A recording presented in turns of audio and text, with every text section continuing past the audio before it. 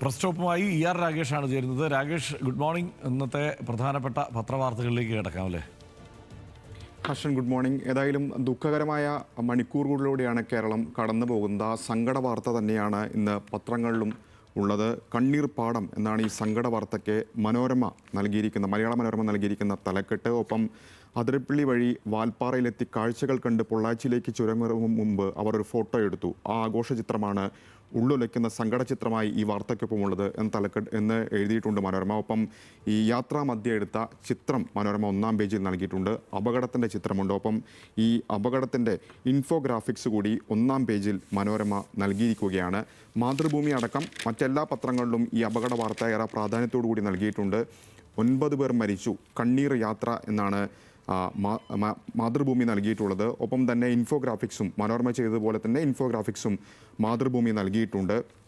മാതൃഭൂമിയും മനോരമയും മാത്രമല്ല മറ്റെല്ലാ പത്രങ്ങളിലും വളരെ പ്രാധാന്യത്തോടു കൂടി തന്നെ ഈ സങ്കട വാർത്ത നൽകുകയും ചെയ്തിട്ടുണ്ട്. ഇത് കഴിഞ്ഞാൽ മറ്റു പ്രാധാന്യത്തോടു കൂടി എല്ലാ പത്രങ്ങളും കൈകാര്യം ചെയ്തിട്ടുള്ളത് വനിതാ സംവരണ ബില്ല് തന്നെയാണ്. പ്രത്യേകിച്ച് മലയാള മനോരമ അതിന് നൽകിയിരിക്കുന്ന തലക്കെട്ട് മുട്ടുമടക്കി എന്നുള്ളതാണ്. ഭരണഘടനാ ഭേദഗതി നീക്കം, വനിതാ സംവരണത്തിൽ ഭരണഘടനാ ഭേദഗതി നീക്കം പരാജയം എന്ന് മനോരമ എഴുതിയിരിക്കുന്നു. 3/2 ഭൂരിപക്ഷം കിട്ടിയില്ല എന്നുകൂടി ചൂണ്ടിക്കാണിക്കുന്നു. ഒപ്പം മോദി ഭരണകാലത്ത് പരാജയപ്പെടുന്ന ആദ്യ ഭരണഘടനാ ഭേദഗതിയാണെന്ന് കൂടി മനോരമ ഒന്നാം പേജിൽ തന്നെ എഴുതിയിട്ടുണ്ട്. മാതൃഭൂമിയിലേക്ക് വരികയാണെങ്കിൽ മാതൃഭൂമിയും ഒന്നാം പേജിൽ തന്നെ ഈ വാർത്ത ഉൾക്കൊള്ളിച്ചിട്ടുണ്ട്. ബില്ലൊടിഞ്ഞ് മോദി സർക്കാർ എന്ന തലക്കെട്ടാണ് ഏതായാലും മാതൃഭൂമി നൽകിയിട്ടുള്ളത്. വനിതാ സംവരണ നിയമ ഭേദഗതി ലോക്സഭ വോട്ടിനിട്ട് തള്ളി, ഉത്തരം നോ എന്നാണ് മാതൃഭൂമിയുടെ തലക്കെട്ടായി നൽകിയിട്ടുള്ളത്. ഒപ്പം മറ്റു പത്രങ്ങളിലേക്ക് കൂടി കടക്കുകയാണെങ്കിൽ പൊളിറ്റിക്കലായാണ് ദേശാഭിമാനി ഈ വിഷയത്തെ ഏതായാലും കൈകാര്യം ചെയ്തിരിക്കുന്നത്. പ്രത്യേകിച്ച് ഇന്ത്യ സഖ്യത്തിൻ്റെ ഒക്കെ തന്നെ പ്രതിപക്ഷ നിരയുടെ ഐക്യമൊക്കെ തന്നെ ആ തലക്കെട്ടിൽ പ്രകടമാണ്. ഒറ്റക്കെട്ടായി തോൽപ്പിച്ചു എന്നാണ് ദേശാഭിമാനി എഴുതിയിരിക്കുന്നത്, തലക്കെട്ടായി നൽകിയിട്ടുള്ളത്. 131 ഭരണഘടനാ ഭേദഗതി ബിൽ പാസ്സായില്ല എന്ന് ദേശാഭിമാനിയെ കുറിച്ചിരിക്കുന്നു. ലക്ഷ്യമിട്ടത് സ്ത്രീ സംവരണത്തിൻ്റെ മറവിൽ മണ്ഡല പുനർനിർണയമാണ് എന്ന കേന്ദ്ര സർക്കാരിൻ്റെ രാഷ്ട്രീയം കൂടി പറഞ്ഞു വെച്ചിട്ടുണ്ട് ഏതായാലും ദേശാഭിമാനി അങ്ങനെ എഴുതുമ്പോൾ സ്വാഭാവികമായും എന്തായിരിക്കും ഇനി ജന്മഭൂമി നൽകിയിട്ടുണ്ടാവുക എന്ന കൗതുകം സ്വാഭാവികമായും ഉണ്ടാകും. വനിതാ പ്രാതിനിധ്യത്തെ കോൺഗ്രസും കൂട്ടരും അട്ടിമറിച്ചു എന്നാണ് തലക്കെട്ടായി ഏതായാലും ജന്മഭൂമി നൽകിയിട്ടുള്ളത്. ഇനി മറ്റു പത്രങ്ങളിലേക്ക് വരികയാണെങ്കിലും വലിയ പ്രാധാന്യത്തോടു കൂടി നൽകിയിരിക്കുന്നു. ചന്ദ്രിക ഇതിൽ തലക്കെട്ടായി നൽകിയിട്ടുള്ളത് കേന്ദ്രത്തിനും BJPക്കും വൻ പ്രഹരം, വനിതാ സംവരണത്തിൻ്റെ മറവിൽ മണ്ഡല പുനർനിർണയം ബിൽ ലോക്സഭയിൽ പരാജയപ്പെട്ടു എന്നാണ് ചന്ദ്രിക എഴുതിയിട്ടുള്ളത്. ഒപ്പം തന്നെ രാഹുൽ ഗാന്ധി ചർച്ചയിൽ പങ്കെടുത്തുകൊണ്ട് സംസാരിക്കുന്ന ചിത്രവും ചന്ദ്രിക നൽകിയിരിക്കുകയാണ്. വീക്ഷണവും അതുപോലെ തന്നെ കേന്ദ്രം തോറ്റു, മോദിക്ക് തിരിച്ചടി, വനിതാ സംവരണത്തിൻ്റെ മറവിലുള്ള നീക്കം ലോക്സഭ കടന്നില്ല എന്നുകൂടി വീക്ഷണവും കുറിച്ചിരിക്കുകയാണ്. മാത്രവുമല്ല എഡിറ്റ് പേജിലൊക്കെ തന്നെ വന്നു കഴിഞ്ഞാലും ഈ കാര്യങ്ങളൊക്കെ തന്നെയാണ് പ്രധാനമായും ചൂണ്ടിക്കാണിക്കുകയും ചെയ്യുന്നത് ഏതാണ്ട് എല്ലാ പത്രങ്ങളും. മനോരമയിലേക്ക് വരികയാണെങ്കിൽ അക്കാര്യങ്ങൾ മനോരമ നിലപാട് വ്യക്തമാക്കുകയും ചെയ്തിട്ടുണ്ട്. തോൽക്കാതിരിക്കട്ടെ ജനാധിപത്യം, ഭരണഘടനാ ഭേദഗതിയിൽ പരാജയപ്പെട്ടതിലെ പാഠങ്ങൾ എന്നാണ് ഏതായാലും മനോരമ കുറിച്ചിരിക്കുന്നത്. ഒപ്പം ഈ എഡിറ്റ് പേജിൽ തന്നെ കരുത്തോടെ ഇന്ത്യ എന്നുകൂടി വ്യക്തമാക്കുന്നുണ്ട്. കാരണം ഇന്ത്യ സഖ്യം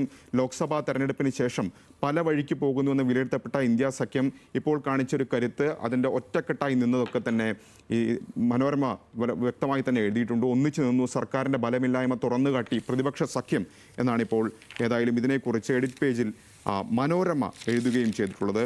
ഇനി മാതൃഭൂമിയുടെ എഡിറ്റ് പേജിലേക്ക് വരുമ്പോഴും അക്കാര്യങ്ങൾ വ്യക്തമാണ്. മാതൃഭൂമിയും നിലപാട് ഏതായാലും വ്യക്തമാക്കുകയാണ്. പ്രതിപക്ഷത്തിൻ്റെ ധാർമ്മിക രാഷ്ട്രീയ ജയം എന്നാണ് വ്യക്തമാക്കുന്നത്. ഉദ്ദേശശുദ്ധിയോടെ നടപ്പാക്കേണ്ടിയിരുന്ന രാഷ്ട്രീയ പദ്ധതിയെ തങ്ങളുടെ കക്ഷി രാഷ്ട്രീയ നേട്ടത്തിനായി ഉപയോഗിക്കാനുള്ള കേന്ദ്ര സർക്കാരിൻ്റെയും BJPയുടെ ശ്രമം ഫലപ്രദമായി തടഞ്ഞിരിക്കുകയാണ് എന്ന് കൂടി മാതൃഭൂമി എഴുതി വയ്ക്കുകയും ചെയ്യുന്നു. ഏതായാലും ഇതിനൊപ്പം തന്നെ മാതൃഭൂമി ഒരു പ്രധാനപ്പെട്ട വാർത്തയായി ഒന്നാം പേജിൽ തന്നെ നൽകിയിട്ടുള്ളത് ഒന്ന്, രാജ്യസഭാ ഉപാധ്യക്ഷനായി ഹരിവംശ് എതിരില്ലാതെ തെരഞ്ഞെടുക്കപ്പെട്ടു എന്ന വാർത്ത പ്രാധാന്യത്തോടുകൂടി മാതൃഭൂമി നൽകിയിട്ടുണ്ട്. കാരണം അദ്ദേഹം ഇന്നലെയാണ് തിരഞ്ഞെടുക്കപ്പെട്ടത്. സ്വാഭാവികമായും ഇന്നലെ പാർലമെൻറ്റ് മറ്റു ചർച്ചകളിലായിരുന്നു, വനിതാ സംവരണത്തിൻ്റെ ചർച്ചകളിലായിക്കൊണ്ട് തന്നെ വലിയ പ്രാധാന്യം ഇന്നലെ വാർത്തയ്ക്ക് ലഭിച്ചിരുന്നില്ല. പക്ഷേ മാതൃഭൂമി ഏതായാലും അദ്ദേഹത്തിൻ്റെ ഒന്നാം പേജിൽ ആ വാർത്ത നൽകിയിട്ടുണ്ട്. ആദ്യമായാണ് നാമനിർദ്ദേശം ചെയ്യപ്പെട്ട ഒരു അംഗം രാജ്യസഭാ ഉപാധ്യക്ഷനായി തിരഞ്ഞെടുക്കപ്പെട്ടത് എന്നുകൂടി മാതൃഭൂമി അത്തരം കാര്യങ്ങൾ കൂടി സൂചിപ്പിച്ചുകൊണ്ടാണ് ആ വാർത്ത തയ്യാറാക്കിയിരിക്കുന്നത്. ഇതുകൂടാതെ മറ്റു പ്രധാന വാർത്തകളായി നൽകിയിട്ടുള്ളത് മാധ്യമം പത്രത്തിൽ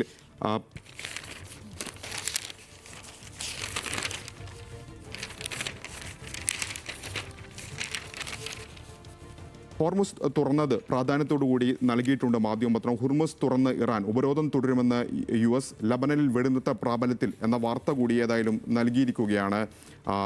എല്ലാ പത്രങ്ങളിലും ഹോർമുസ് തുറന്നതും യുദ്ധം അവസാനിക്കുന്ന സൂചന നൽകുന്നതൊക്കെ തന്നെ പ്രാധാന്യത്തോടു കൂടി ഇടം പിടിച്ചിട്ടുണ്ട്. ഇതുകൂടാതെ മാധ്യമത്തിൽ 5-ാം പേജിൽ ഉള്ള ഏറ്റവും പ്രധാനപ്പെട്ട വാർത്തയായി സൂചിപ്പിച്ചിരുന്നു. ഒന്ന്, ഇന്ത്യ സഖ്യം ഈ വനിതാ സംവരണ ബില്ലിൻ്റെ കാര്യത്തിൽ ഒറ്റക്കെട്ട് എന്നൊക്കെ പറയുമ്പോൾ പോലും കഴിഞ്ഞ ദിവസങ്ങളിലൊക്കെ തന്നെ DMKയും കോൺഗ്രസും തമ്മിലുള്ള ചില തർക്കങ്ങളുടെ സൂചനകളൊക്കെ തന്നെ പുറത്തു വന്നിരുന്നു. അക്കാര്യങ്ങളൊക്കെ തന്നെ മാധ്യമം നൽകിയിട്ടുണ്ട്. ഒടുവിൽ രാഹുൽ ഗാന്ധി തമിഴ്നാട്ടിലേക്ക് സ്റ്റാലിനുമായി വേദി പങ്കിടില്ല എന്നുകൂടി ചൂണ്ടിക്കാണിച്ചിട്ടുണ്ട്. കൂടാതെ കോൺഗ്രസിലെ മുഖ്യമന്ത്രി ചർച്ച സംബന്ധിച്ച വാർത്തകളും ഏറെ പ്രാധാന്യത്തോടുകൂടി നൽകിയിട്ടുണ്ട് മാധ്യമം. പുറമേ ശാന്തം, അകം പ്രക്ഷുബ്ധമാണ് എന്നാണിപ്പോൾ ഏതായാലും മാധ്യമം അതിന് തലക്കെട്ടായി നൽകിയിട്ടുള്ളത്. ഇതൊക്കെയാണ് ഇന്നത്തെ പ്രധാനപ്പെട്ട പത്രവാർത്തകൾ. വീണ്ടും ഹർഷനിലേക്ക് മടങ്ങുകയാണ്.